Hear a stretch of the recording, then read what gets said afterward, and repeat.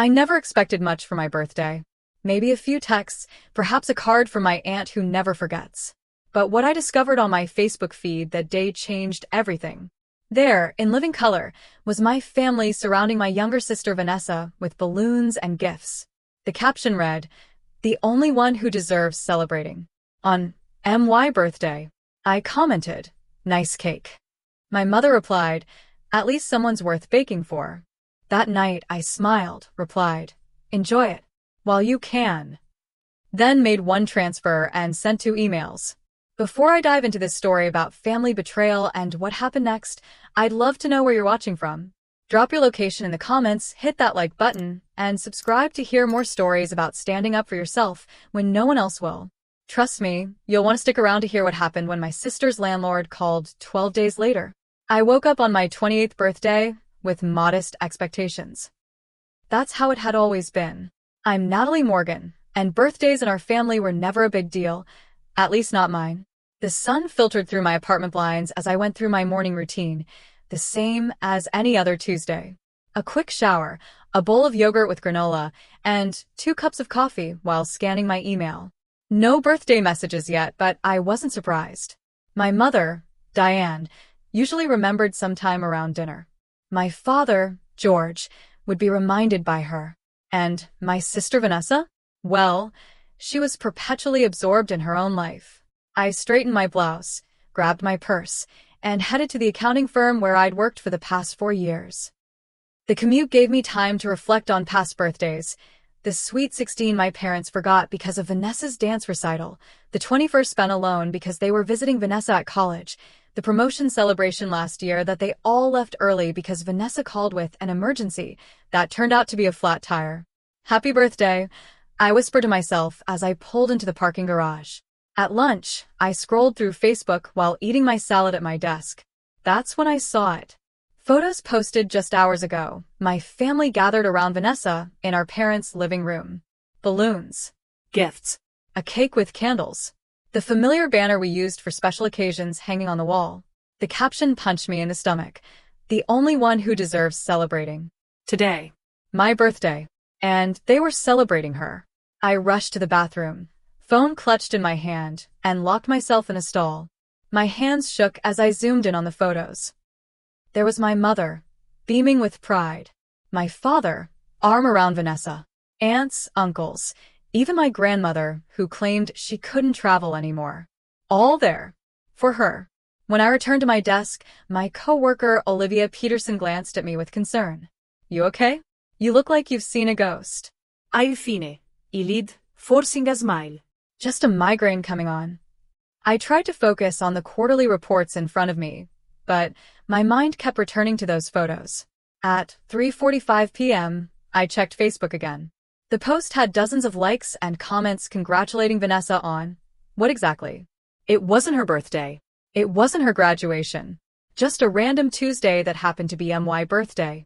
My fingers hovered over the keyboard before I typed, "Nice cake." 15 minutes later, my phone buzzed with a notification. My mother had replied, "At least someone's worth baking for." I stared at the screen, her words burning into my retinas. Years of being the afterthought, the responsible one who never got the celebration, the recognition, the love, it all crystallized in that moment. I smiled, a calm settling over me like I never felt before, and replied, "Enjoy it, while you can." The favoritism started early. I can pinpoint the exact moment I realized my parents would always choose Vanessa over me. I was 8, Vanessa 5. I'd won the spelling bee at school, beating kids 2 grades above me. I rushed home, certificate clutched in my small hands, bursting through the door to tell my parents. "Not now, Natalie," my mother said, not even looking up. "Vanessa learned a new dance routine today. Show mommy and daddy, sweetie." I stood in the doorway, certificate crumpling in my grip, as my parents oohed and awed over Vanessa's clumsy twirls. Later, I taped my certificate to the refrigerator myself. It was gone the next morning, replaced by Vanessa's finger painting. As we grew, the pattern only intensified. Vanessa's Sweet 16 was an extravaganza with 50 guests, a professional DJ, and a designer dress. My 16th birthday, 3 years earlier, had been acknowledged with a store-bought cake after dinner. My mother claimed they couldn't afford more until Vanessa's turn came. "Your sister is more social," my father explained when I questioned the disparity. "She needs these things more than you do." In high school, I maintained a perfect 4.0 GPA, was editor of the yearbook, and got accepted to Northwestern University with a partial scholarship. My parents attended my graduation, but left the ceremony early because Vanessa, a freshman, had a minor role in the spring play that evening. "You understand, don't you, Natalie?" my mother said. "This is important to your sister." College was where the financial inequity became impossible to ignore. Despite my scholarship, I worked 30 hours a week at the campus bookstore and took out loans to cover the remainder of my tuition and expenses. Meanwhile, Vanessa attended Boston University entirely on our parents' dime, despite her mediocre grades and tendency to change majors every semester. "Your sister doesn't have your work ethic," my father said during a rare phone call. "She needs the support more than you do." When I graduated summa cum laude with a degree in accounting, my parents attended the ceremony, but spent most of it talking about Vanessa's semester abroad in Barcelona. At dinner afterward, they left early to drive to the airport to pick her up. At 22, after starting my first professional job, I finally confronted them during a Sunday dinner. "Do you realize how unequal your treatment has been?" I asked, my voice shaking despite my preparation. "Do you understand how it feels to always be an afterthought?" My mother looked genuinely confused. "Don't be dramatic, Natalie. We've always supported both of you equally. You've always been the strong one," my father added. "Vanessa needs more guidance." "Being strong should mean being ignored," I said. Vanessa rolled her eyes.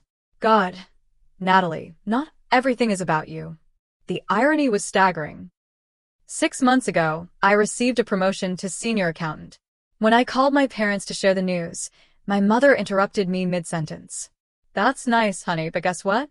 Vanessa decided to drop out of her graduate program. Isn't that brave? She's going to find herself for a while. We're so proud of her for knowing what she needs." The last holiday gathering before my birthday incident was Thanksgiving at my parents' house.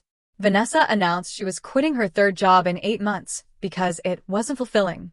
My parents nodded sympathetically, and my father promised to help with her rent until she found her passion. Meanwhile, my recent completion of the CPA exam went unmentioned, despite the hundreds of hours of study it had required while working full-time. My therapist, Elaine Zimmerman, had been helping me process these dynamics for years. "What you're describing is classic golden child and scapegoat roles," she explained during one session. "Your achievements are expected, therefore unremarkable to them. Your sister's minimal efforts are celebrated because the expectations are so low." "How do I change it?" I asked. "You can't change them," she said gently. "You can only change how you respond and what boundaries you set." I had tried. For years, I maintained the relationship, showing up to family events, remembering birthdays, sending thoughtful gifts. I called weekly. I listened to my mother's detailed accounts of Vanessa's latest adventures, while my own life received cursory interest. The week before my birthday, I had reminded my family during our Sunday phone call. "My birthday's next Tuesday," I said casually. "I was thinking maybe we could have dinner that weekend?" "Oh, sweetie, we're busy on Saturday," my mother replied. "Vanessa needs help moving some furniture." "Sunday would work," I suggested. "Let me check with everyone and get back to you," she said. She never did. And now, staring at the Facebook photos of them celebrating Vanessa on my birthday, I realized they hadn't been busy at all. They had been planning a surprise party for her. I left work early that day, the words, "at least someone's worth baking for," echoing in my head as I drove home.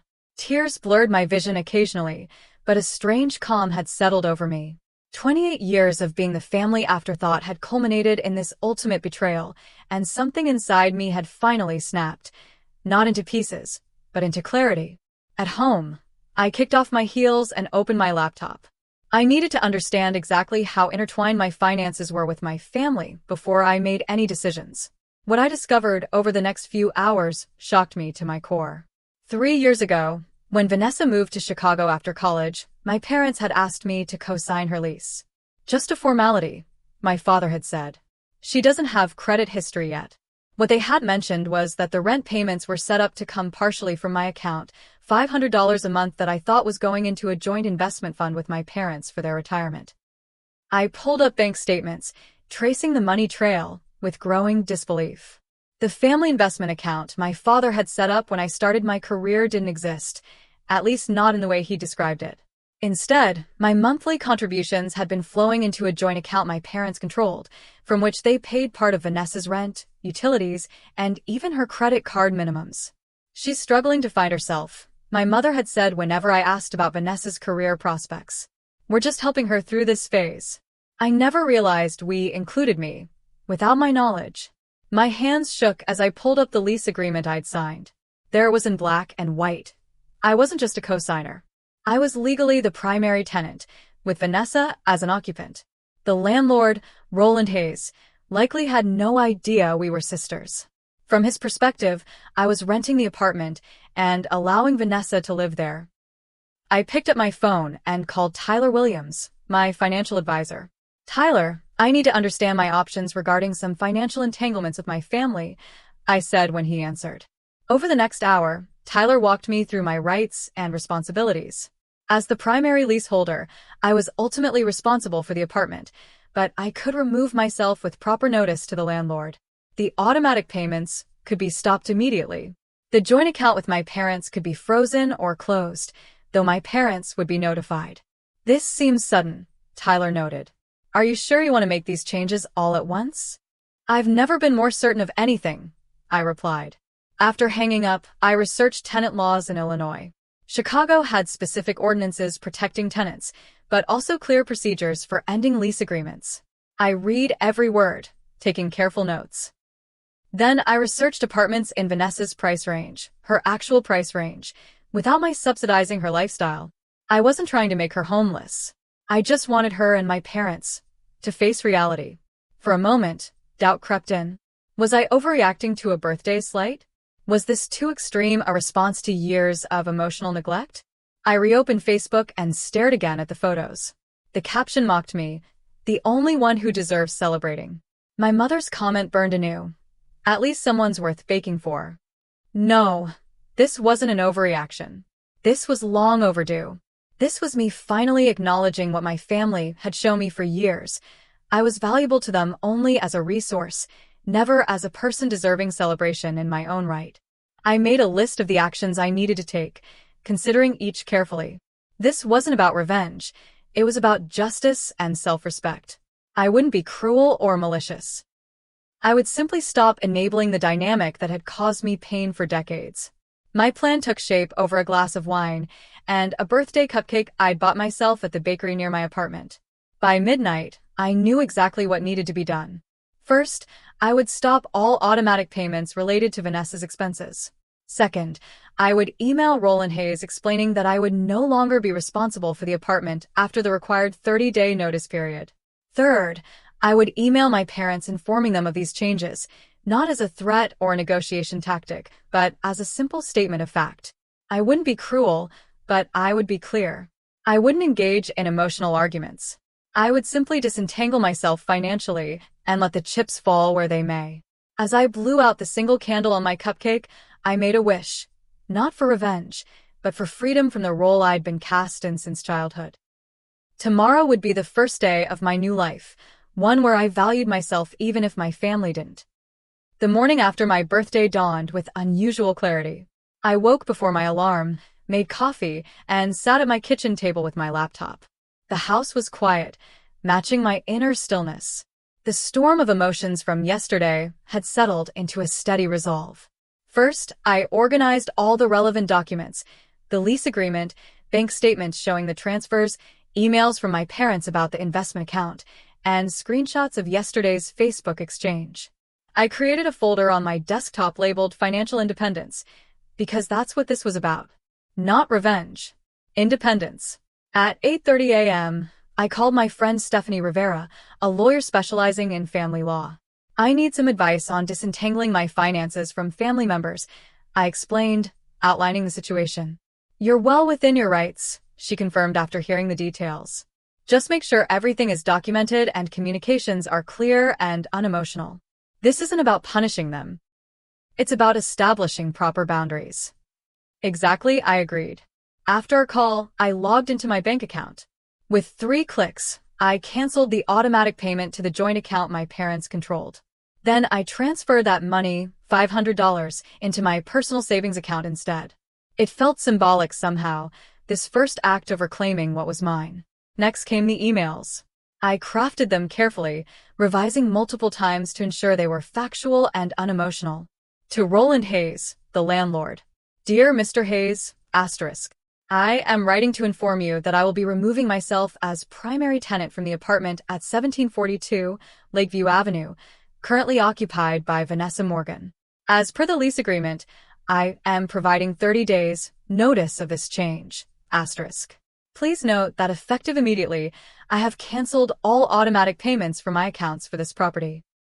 I understand that I am responsible for rent during the 30-day notice period, which I will pay directly via check to ensure clarity, asterisk. I have attached the relevant sections of our lease agreement for reference. Please contact me at your earliest convenience to discuss the transition process, asterisk. Sincerely, asterisk. Natalie Morgan, asterisk. To my parents, Mom and Dad, asterisk. I am writing to inform you of changes to my financial arrangements that will affect Vanessa, asterisk. Effective immediately, I have stopped all automatic payments from my accounts that have been supporting Vanessa's living expenses. I have also notified her landlord that I will be removing myself as primary tenant after the required 30-day notice period, asterisk. I was never consulted about these financial arrangements. They were presented to me as investments for your retirement. I cannot continue to financially support Vanessa without my consent, asterisk. This is not open for discussion or negotiation. It is simply information you need to plan accordingly, asterisk. Natalie, asterisk. I read both emails 3 times before sending them, checking for any emotional language that might undermine my position. Finding none, I clicked send on both within minutes of each other. Next, I called Wesley Clark, a notary I'd worked with professionally, and scheduled an appointment for that afternoon to update my will and financial directives. I had previously listed my parents as beneficiaries and emergency contacts. That needed to change. I spent the morning securing my finances further, changing passwords on all accounts, removing my parents as authorized users on my credit card, a remnant from college I'd never updated, and checking my credit report to ensure there were no other financial connections I'd overlooked. At lunch, I went for a walk to clear my head. My neighbor Benjamin Foster was walking his dog and waved. "Happy birthday, Natalie," he called. "Any big plans?" I was surprised he remembered.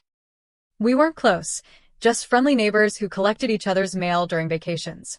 "Just a quiet day," I replied with a smile. "Sometimes those are the best." "True enough," he agreed. "Though you look like you're carrying the weight of the world.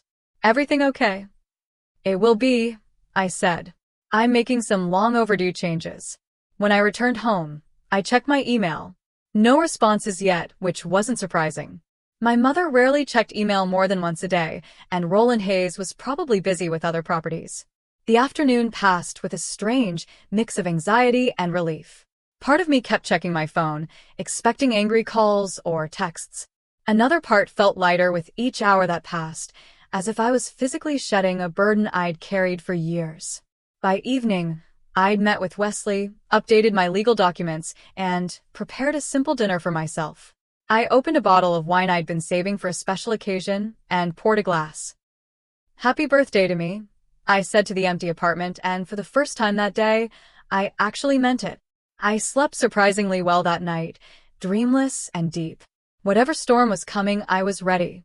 I had taken the first step toward valuing myself in a way my family never had, and regardless of the fallout, I knew I wouldn't regret it. The first 3 days after sending the emails passed in strange silence. No responses, no calls, no texts. I checked my spam folder repeatedly, wondering if somehow I'd missed their reactions. Nothing. The silence itself became a weight, a held breath before the plunge. I threw myself into work, grateful for the quarter-end rush that kept my mind occupied. Still, I caught myself checking my phone more frequently than usual, bracing for the inevitable explosion. On the 4th day after my birthday, it finally came. A text from Vanessa at 10:37 a.m. "There's some kind of banking error. My rent payment got rejected. Can you check your account?" Asterisk. Not an error. A correction. I typed a simple response. Not an error. I've discontinued financial support for your apartment. Check with mom and dad. Asterisk. 3 dots appeared immediately, disappeared, appeared again. Finally. WTF, Natalie? Is this because I didn't call on your birthday? I was going to. Asterisk. I didn't respond. This wasn't about a missed birthday call. It was about 28 years of imbalance. That evening, my mother called. I let it go to voicemail, then listened to her message while making dinner. Natalie, what is this nonsense about Vanessa's apartment? Your father and I need you to call us back immediately. This isn't like you to be so irresponsible. Irresponsible. The word hung in the air. I, who had been responsible for myself and apparently part of Vanessa's lifestyle, was being called irresponsible for finally setting boundaries. I texted back, asterisk, I'm not available to discuss this tonight. The email I sent explains everything necessary. Asterisk. The next day at work, I found it difficult to concentrate. Olivia noticed my distraction during our team meeting. Rough week, she asked afterward. Family drama, I admitted. It's been building for years. Want to talk about it over lunch? My treat. Belated birthday lunch, actually. I saw it on the company calendar. I was touched. Someone had remembered. Over sandwiches at the cafe across from our office, I gave Olivia an abbreviated version of the situation. She listened without interrupting, her expression growing increasingly indignant on my behalf. That's seriously messed up, she said when I finished. No wonder you've seemed stressed. Good for you, for finally standing up for yourself. Thanks, I said. I'm still processing it all. Well, for what it's worth, I think you're handling it with a lot more grace than most people would. Her support meant more than I expected. It was validation that I wasn't overreacting, that my feelings were legitimate. That evening, to my surprise, my father called. Unlike my mother and sister, he rarely reached out directly. Natalie. His voice sounded tired. Do you have a minute? I do, I said cautiously. I got your email. About the financial arrangements. Yes.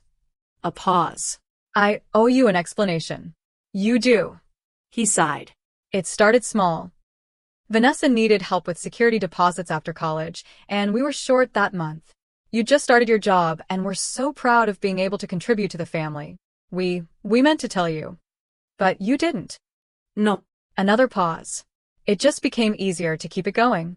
Vanessa has never been good with money, you know that. So instead of teaching her, you decided to secretly use my money to enable her? When you put it like that. He trailed off. Look, your mother doesn't know I'm calling. She thinks we can talk you out of this. But I understand why you're upset. It was the closest thing to an apology I'd ever heard from my father regarding Vanessa's preferential treatment. I appreciate that, Dad. But I'm not changing my mind. I know. I just wanted you to know that I get it. And I'm sorry. After we hung up, I sat in silence for a long time. My father's call had unsettled me more than my mother's angry voicemail or Vanessa's texts. There was a recognition there, however small, that they had wronged me. Days 7 through 10 brought escalating messages from Vanessa, ranging from angry accusations to tearful pleas. I responded minimally, stating only facts without emotion. Yes, I was the primary leaseholder. Asterisk. No, I will not continue payments. Asterisk. Yes, the 30-day notice period is standard. Asterisk. No, this is not negotiable. Asterisk. Roland Hayes, the landlord, responded professionally to my email on day 8. Ms. Morgan. Asterisk. Thank you for your notice. I've updated our records accordingly. As the primary leaseholder, you are responsible for the rent through June 15th, after which your obligation will end. Please note that your sister will need to either qualify for the lease on her own or vacate the property by that date. Asterisk. I've attached the necessary paperwork for transitioning the lease. Please sign and return at your earliest convenience. Asterisk. Regards. Asterisk. Roland et astérisque. I signed the documents immediately and sent them back, copying my parents to ensure transparency. On day 9, I met with Elaine, my therapist, for our regular session. The past week had been such a whirlwind that I nearly canceled, but I knew I needed the support. How are you feeling about the steps you've taken? She asked after I'd updated her. Conflicted, I admitted. Part of me feels guilty, like I'm punishing Vanessa for our parents' favoritism. Another part feels liberated. And a small part is still that 8-year-old girl hoping this will finally make them see me. All of those feelings are valid, Elaine said. This is a significant change in long-established family dynamics. It would be strange if you weren't experiencing complex emotions. My father called, I told her. He actually acknowledged they were wrong. How did that make you feel? Validated, but also sad that it took this for him to see it. Elaine nodded. As we've discussed before, sometimes it takes a dramatic change in behavior to disrupt entrenched patterns. You're not responsible for their reactions, only for your own boundaries. On day 10, I met with Tyler Williams again to ensure my financial separation was complete. He confirmed that all automatic payments had been stopped and that the joint account with my parents showed no recent activity.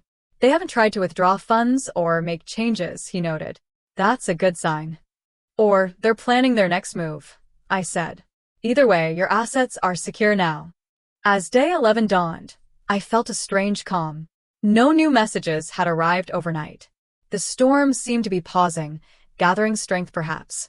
I knew from experience with family conflicts that this silence didn't mean resolution. It meant preparation. Sure enough, that evening, I received a text from my mother. Family meeting tomorrow at 6 p.m. Your presence is required. This has gone far enough. Asterisk. I didn't respond, but I knew I would go. This confrontation had been brewing for 28 years. It was time to face it head-on. Day 12 arrived. I knew it would be significant before it even began. I woke earlier than usual, my body tense with anticipation. At work, I moved through my tasks mechanically, my mind already at my parents' house, rehearsing what I would say and what I wouldn't. At 2:17 p.m., my cell phone rang. Vanessa's name flashed on the screen. I almost declined the call, but something told me to answer. Hello. What the hell did you do? Vanessa's voice was shrill, tearful. My landlord just called and said I have to either qualify for the lease on my own or get out by next month. He said you removed yourself from the lease. Yes, I said calmly. I sent an email explaining this last week. I thought you were just being dramatic. I didn't think you'd actually do it. Her voice cracked. How am I supposed to afford this place on my own? You know what I make at the gallery. You've had 3 years to build credit and savings, Vanessa. The fact that you haven't isn't my responsibility. This is so typical of you. Always so perfect, so responsible, looking down on everyone else. Is that really what you think of me? I asked quietly. That I look down on you? God. Natalie, I can't deal with this right now. Mom and Dad are furious. They're saying you're having some kind of breakdown. I'll see everyone tonight, I said. We can discuss it then. You're really coming? Mom wasn't sure you would. I'll be there. After hanging up, I requested to leave work early, citing a family emergency. My boss, Catherine Maxwell, had always been understanding about personal matters. Everything okay? She asked. It will be, I replied. I just need to handle something important. Take the time you need, she said. Your reports are already ahead of schedule. I drove home to change clothes and gather the documents I'd organized the previous week. This wasn't a casual family dinner. It was essentially a trial, and I needed to be prepared. I chose my outfit carefully. A navy blue dress that I wore for important client meetings, professional but not intimidating. I wanted to appear calm and collected, not aggressive or defensive. At 5:45 p.m., I pulled into my parents' driveway. My mother's car was there, my father's too, and Vanessa's beat-up Honda was parked crookedly near the mailbox. Everyone had arrived early, probably to align their stories before I got there. I took a deep breath, gathered my folder of documents, and walked to the front door. Before I could knock, it swung open. My mother stood there, her expression a mixture of anger and concern. Finally decided to explain yourself? She asked by way of greeting.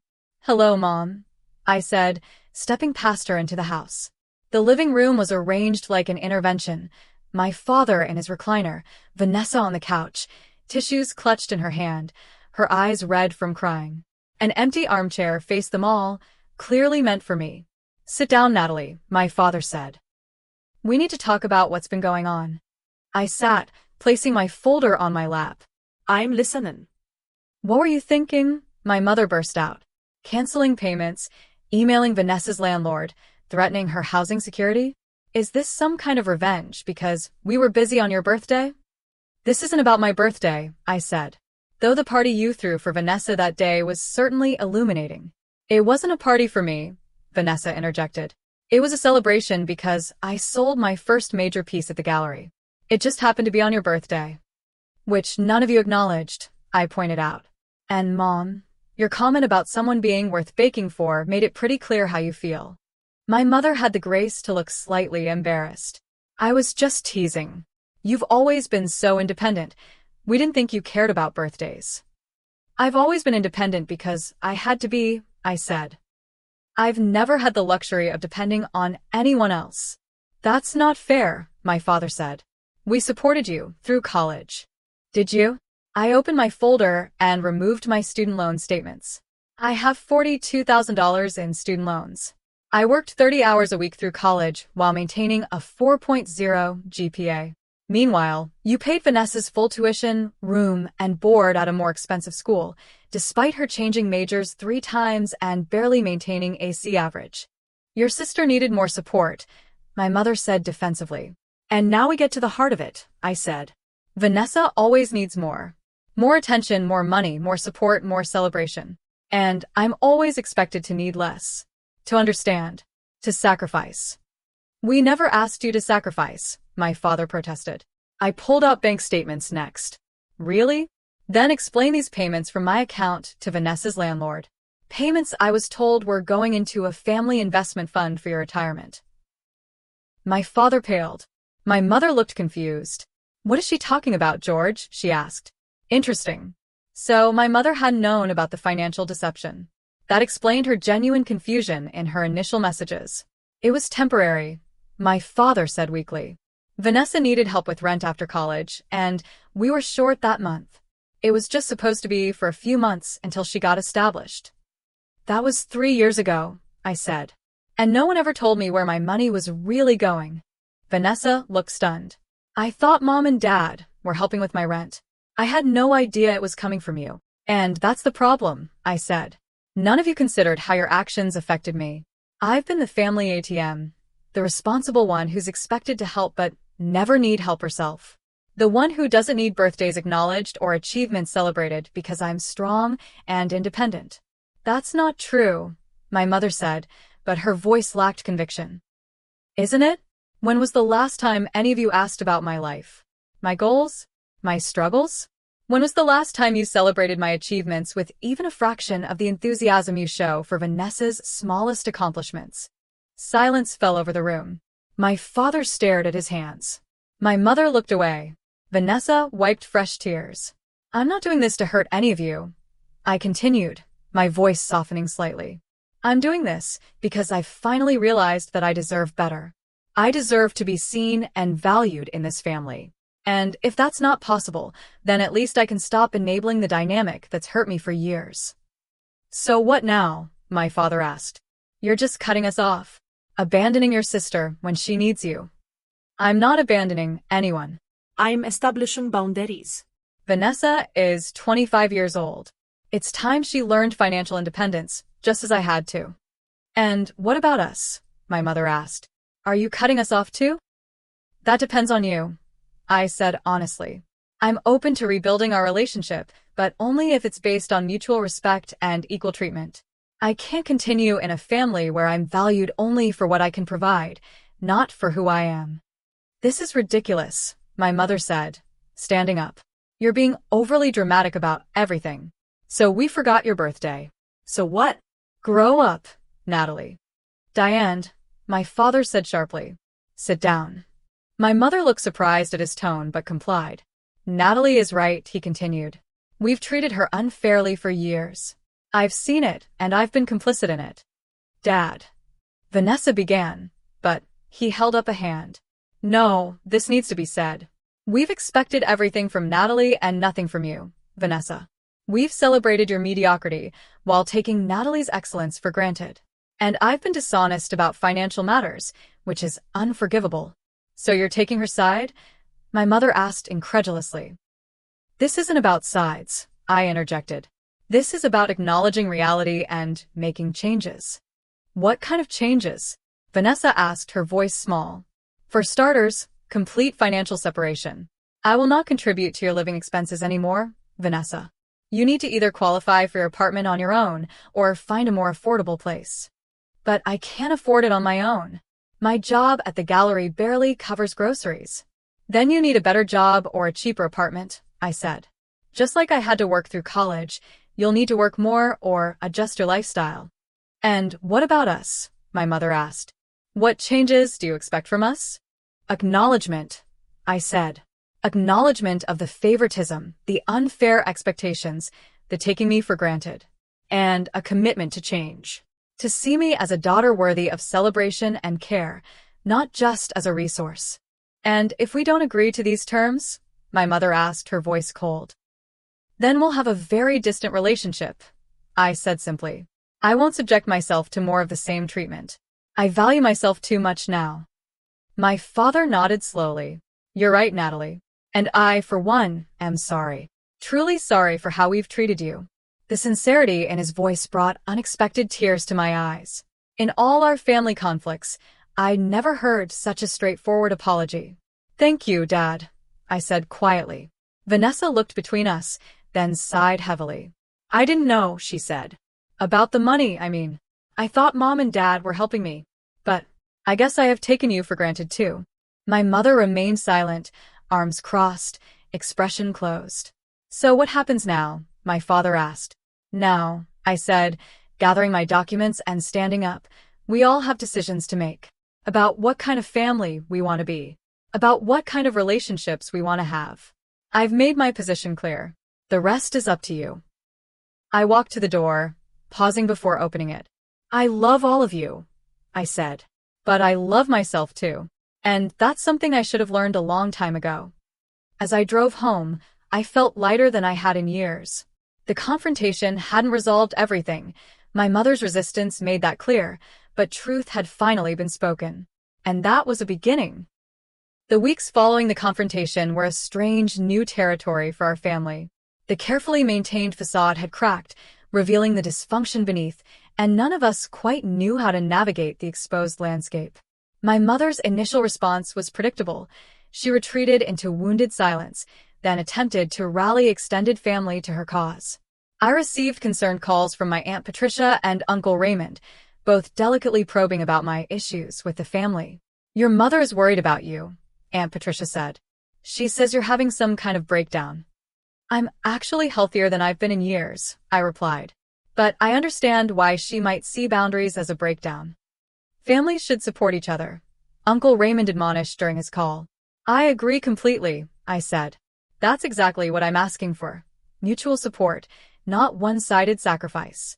To my surprise, my cousin Rachel Bennett called a few days later. I know Mom and Dad called you, she said. I just wanted you to know that not everyone is buying Aunt Diane's version of events. Some of us have seen how they treat you versus Vanessa for years. Her support was unexpected and deeply appreciated. My father, true to the remorse he'd shown during our confrontation, made consistent efforts to rebuild our relationship. He called regularly, asked thoughtful questions about my work and life, and, most significantly, began individual therapy. I need to understand why I participated in the favoritism, he told me during a coffee meeting 2 weeks after the confrontation. I love both my daughters. I never meant to hurt you. I know, Dad, I said. Intent and impact are different things. That's exactly what my therapist said, he replied with a sad smile. Vanessa's reaction was the most complex. The initial shock and anger gave way to a confused sort of identity crisis. Her entire self-concept had been built around being the special one, the one who needed extra care and support. Finding out that much of that support had unknowingly come from me, and that it was now gone, sent her into a tailspin. She alternated between tearful apologies and resentful accusations, sometimes within the same conversation.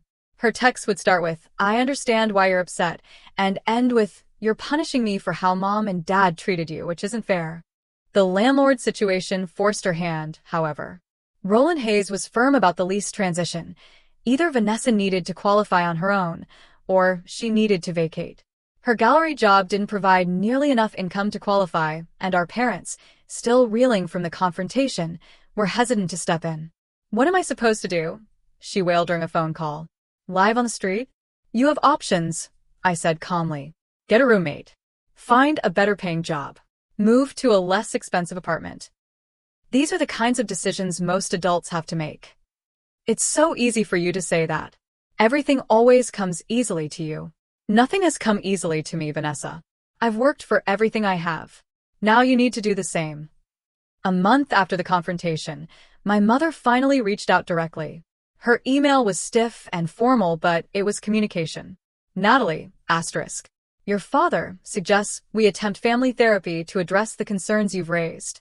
While I maintain that you have overreacted to perceived slights, I am willing to participate for the sake of family harmony.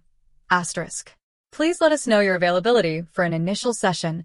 Asterisk. Mom, asterisk. It wasn't an apology or even an acknowledgement, but it was a step. I agreed to the therapy, and our first session was scheduled for the following week. Dr. Marcus Holloway specialized in family dynamics. His office was neutral territory, the seating arranged to avoid any sense of sides. My mother arrived last, sitting stiffly beside my father. Vanessa perched nervously on the edge of her chair. I sat calmly, having already met with Dr. Holloway individually to explain the background. I understand there's been a significant shift in your family recently, Dr. Holloway began. Who would like to share their perspective first? My mother immediately launched into her version of events, how I had suddenly cut off financial support for Vanessa, how I was punishing everyone because of a forgotten birthday, how I had always been difficult and overly sensitive. Dr. Holloway listened patiently, then turned to me. Natalie, would you like to respond to what your mother has shared? This isn't about a single forgotten birthday, I said. It's about a lifelong pattern of favoritism, of my achievements being ignored while Vanessa's mediocrity is celebrated, of being valued only for what I can provide rather than who I am. Over the next hour, Dr. Holloway skillfully guided us through the tangled history, gently challenging my mother's denials, validating my experiences, and helping Vanessa understand her role in the dynamic without shaming her. By the end of the session, my mother hadn't admitted to anything, but she had at least listened without interrupting, progress, however small. Meanwhile, Vanessa faced her financial reality. Unable to qualify for her current apartment, she found a smaller place with a roommate, a fellow gallery employee named Brittany, who was also struggling with Chicago's high rents. It's actually kind of nice, she admitted during a cautious lunch meeting 3 months after the confrontation. Brittany and I split everything 50-50. I've never had to make a budget before. How's work? I asked. I got a second job, she said, looking down at her salad. The gallery doesn't pay enough, like you said. So I'm also working at Nordstrom 4 evenings a week. That must be challenging. It is. I'm tired all the time. She looked up. Is this how it was for you? In college, I mean when you were working and studying. Pretty much, I said. I had no idea, she said quietly. I was just having fun at BU while you were. God, I was so oblivious. It was the first time Vanessa had shown real understanding of our different experiences. 4 months after the confrontation, my mother invited me to dinner. Just me. Not Vanessa, not my father. We met at a neutral restaurant, both of us slightly overdressed and overly polite. Your father tells me I need to listen, she said after we'd ordered. So I'm listening. I took a deep breath. Mom, all I've ever wanted is to be seen and valued equally in this family. Not better than Vanessa, not more important, just equal. We've always loved you both equally, she said automatically. Love isn't just a feeling, Mom. It's actions. It's celebrations and support and attention. And in those ways, the love in our family has never been equal. She started to object, then stopped herself. Examples, she said. Give me specific examples. So I did. Birthdays forgotten, achievements ignored, financial support withheld while it was lavished on Vanessa. I spoke calmly, without accusation, simply stating facts. To my surprise, my mother didn't argue. She listened, occasionally wincing, occasionally nodding. When I finished, she was silent for a long moment. I don't think I realized, she finally said. It just seemed natural to give Vanessa more attention. She was louder, more demanding. You were so self-sufficient. Being self-sufficient was my adaptation to being ignored, I said gently. It wasn't my nature. It was my survival strategy. My mother looked genuinely startled by this perspective. I never thought of it that way.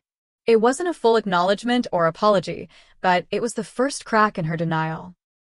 We finished dinner with tentative conversation about safer topics, my work, her garden club, but something had shifted between us.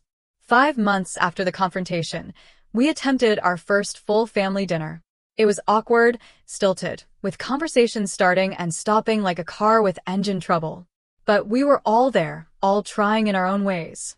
Vanessa arrived late, apologizing. Sorry, I came straight from work.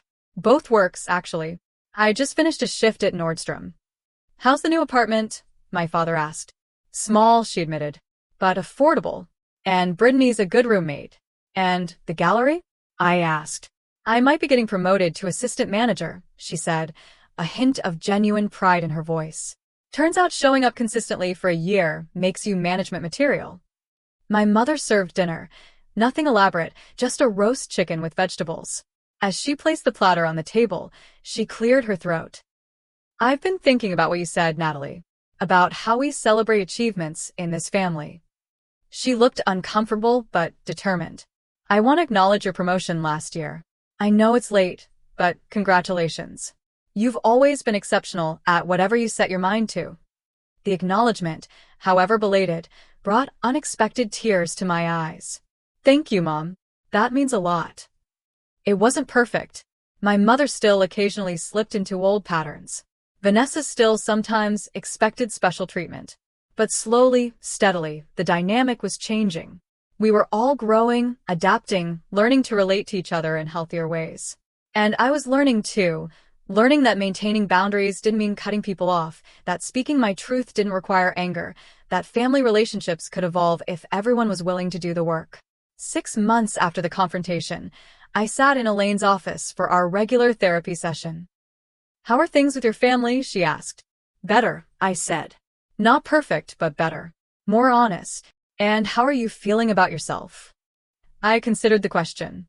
Stronger. Clear about who I am and what I deserve. Less willing to compromise my worth for approval. Elaine smiled. That's the real victory, isn't it? Not changing them, but changing how you value yourself. I nodded. It is. And the funny thing is, once I truly valued myself, that's when things actually started to change with them too. As my 29th birthday approached, I found myself in unfamiliar emotional territory. Last year's birthday had been the catalyst for tremendous change, but it had been marked by pain and confrontation. What would this year bring? 6 months had passed since the family meeting that had broken open decades of dysfunctional patterns. 6 months of therapy, individual and family.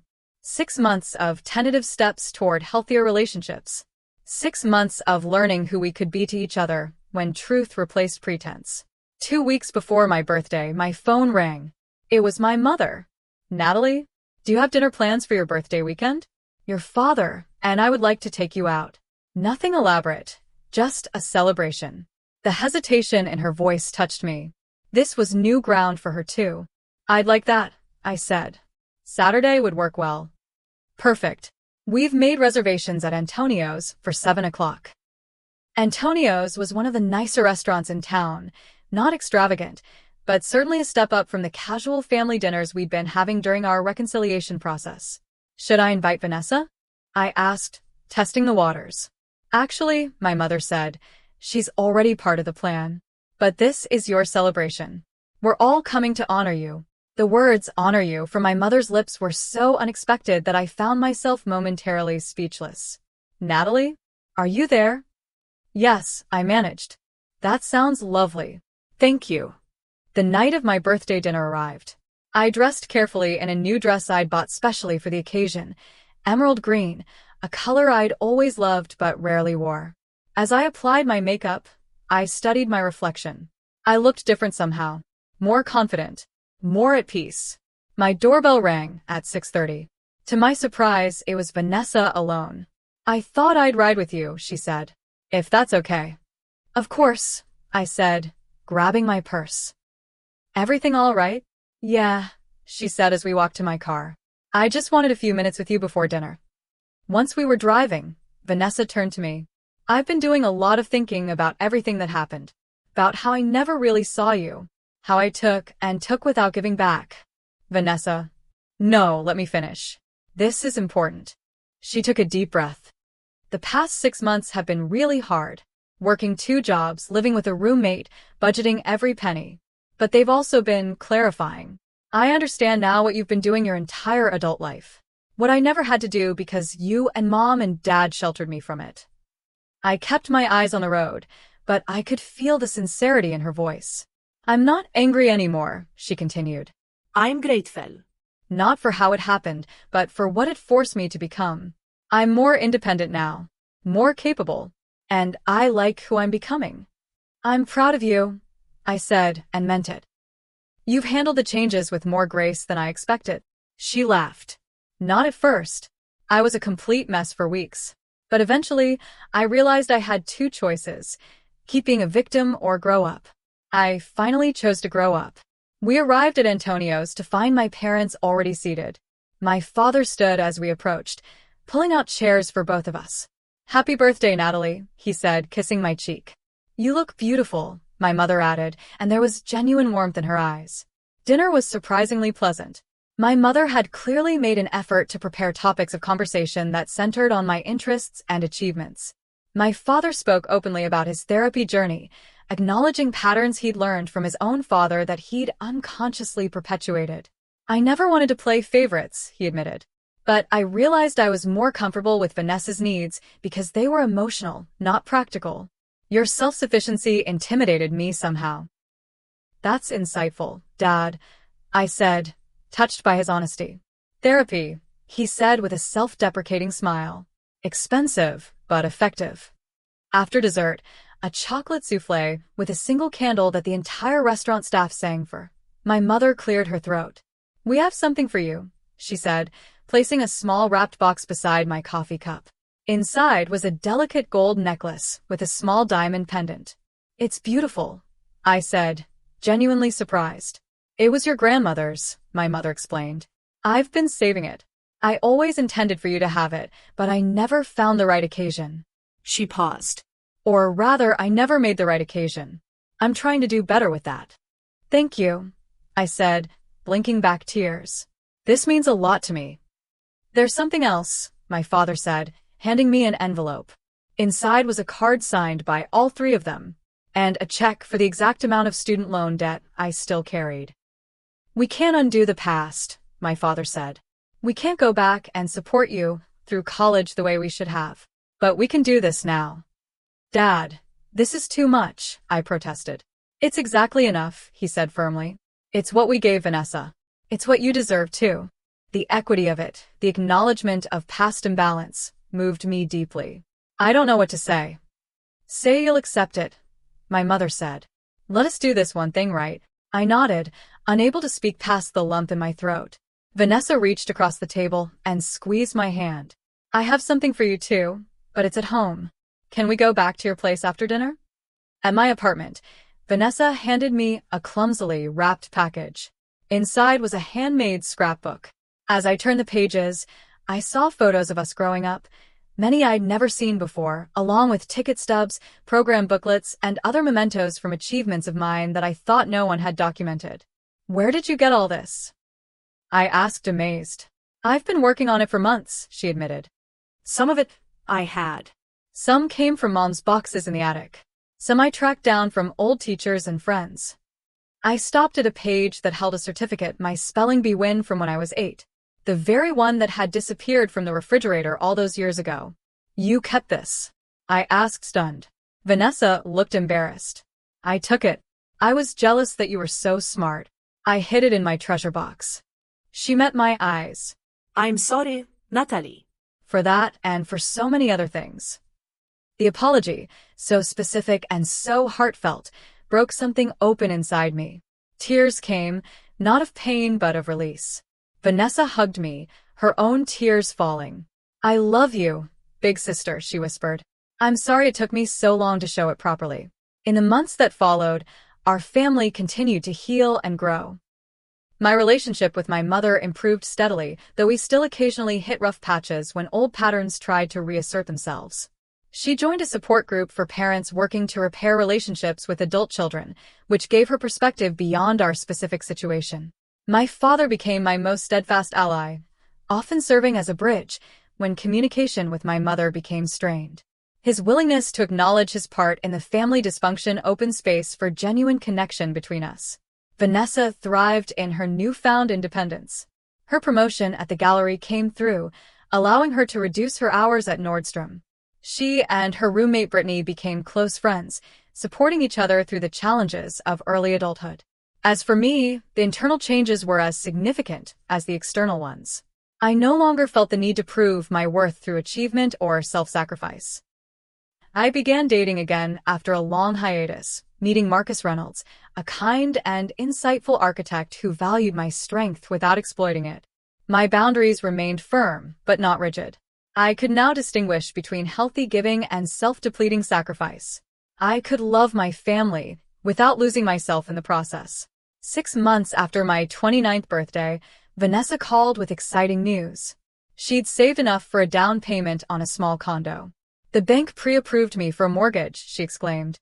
"Can you believe it? Me, a homeowner? That's amazing," I said, genuinely proud of her. "When can I see it?" "That's why I'm calling. I'm going to look at a few places this weekend. Would you come with me? I value your opinion." The fact that she asked rather than assumed my help was a testament to how far we'd come. "Of course," I said. "I'd be happy to." After we toured several properties, Vanessa fell in love with a small but charming one-bedroom condo in an up-and-coming neighborhood. The price was at the top of her range, but the location was excellent. "What do you think?" she asked as we sat in a nearby cafe, discussing the options. "It's a lovely place," I said. "The neighborhood is great, and the building seems well-maintained. But the monthly payments would be tight on your current income. You'd have very little margin for emergencies." She nodded, considering this. "You're right. Maybe I should keep saving for another year."